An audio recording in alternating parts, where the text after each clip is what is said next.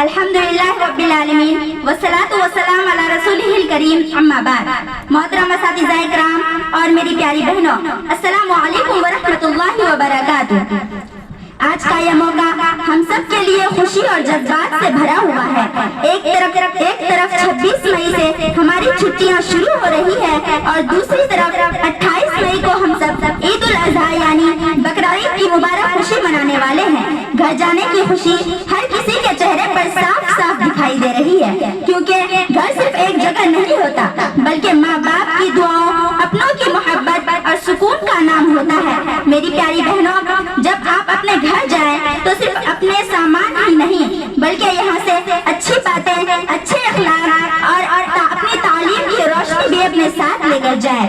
اور کوشش کریں کہ آپ کے کردار سے آپ کے والدین، رشتہ دار اور آس پاس کے لوگ یہ محسوس کریں کہ آپ ایک اچھے ادارے کی اچھی طالبات ہیں.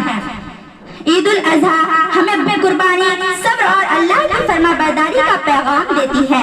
حضرت ابراہیم علیہ السلام اور حضرت اسماعیل علیہ السلام کی زندگی ہمیں یہ سکھاتی ہے کہ اللہ کی رضا کے سامنے ہر چیز چھوٹی ہے.